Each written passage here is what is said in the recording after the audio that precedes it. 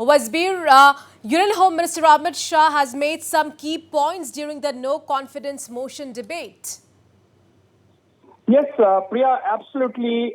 Some key points were made by Union Home Minister Amit Shah in Parliament.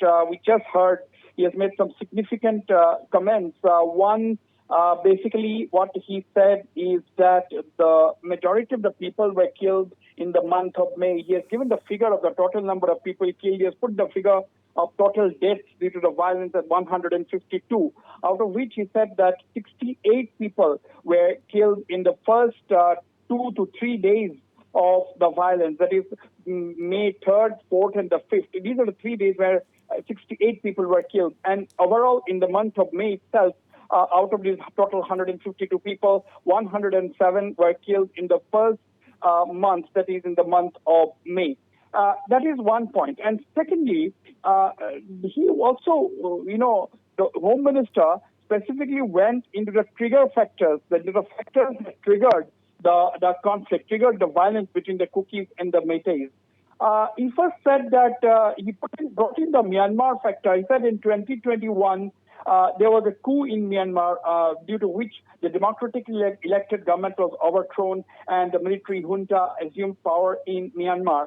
But there was a Kuki organization which was fighting for democracy, following which the junta in Myanmar, the military regime in Myanmar, targeted this Kuki group, following which a large number of Kukis they fled Myanmar and have migrated to both Manipur and Myanmar, because these are the two states that border Myanmar. And there is a total of 1,600, roughly 1,600 kilometer long border between India and Myanmar, out of which about 390 kilometers is between Manipur and Myanmar. So this is the geographical location of Manipur and Mizoram. And he said that due to which the Kukis fled. After that, the government took initiative to sort of detect the illegal migrants, and therefore they had taken certain steps. But the problem, he said, was that some of the new entrants wanted to set up villages, and that caused deep concern in the valley areas. The second trigger, he said, was that High Court directive to the state government, asking the state government to come up with reasons why the Meiteis should be granted scheduled tribe status. The High Court had given a deadline of the 29th of April. The Union Home Minister in Parliament said that why before giving this verdict, the court did not consult over the matter with any department in the Government of India or the state government. They did not consult any of the concerned ministries in the Government of India. Neither did the court consult the government of Manipur, and came up with this directive asking the state government to cite the reasons why the Meiteis should be included in the scheduled tribe list. He said that this was an old issue and suddenly raked up by this High Court with following this directive. And this caused tremendous apprehension in the minds of the Kukis in the Hill District.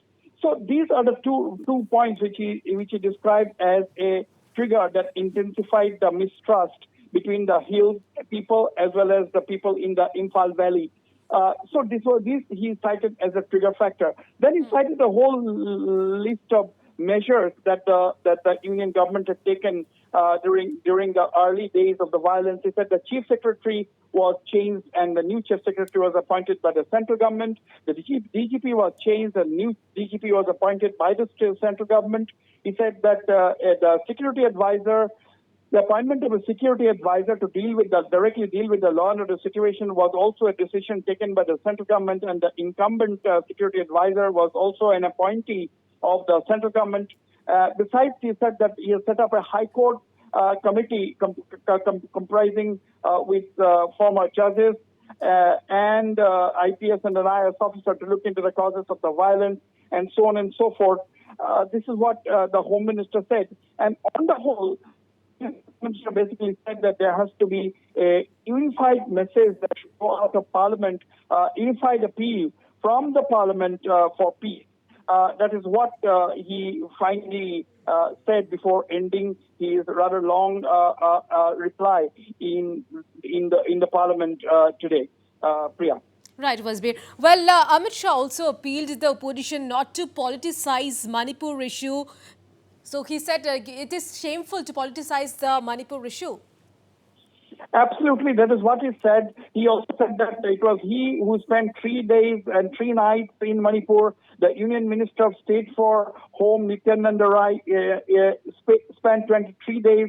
So the government has been taking efforts, but this distrust has been so huge between the two committees. The divide has been so huge, the distrust has been so severe that it will take time. And he said that the major chunk of the violence took place in the month of May, and the number of people dead in the month of August so far is only 4. That is what the Union Home Minister has said. And he said that this is not the time to indulge in politics over the issue. This is the time for all political parties and the parliament as a whole to work for the sake of peace.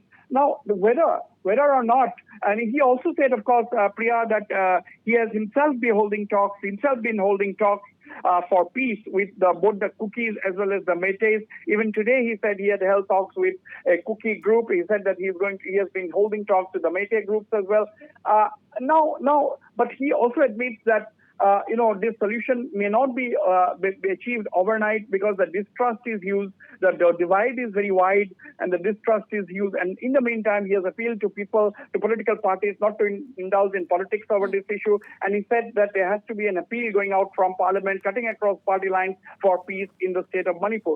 Now, the big question, Priya, is whether or not this statement in Parliament, whether or not this appeal in Parliament, this statement, the measures taken by the central government, what he has said, whether this is going to ease the situation in Manipur is left to be seen.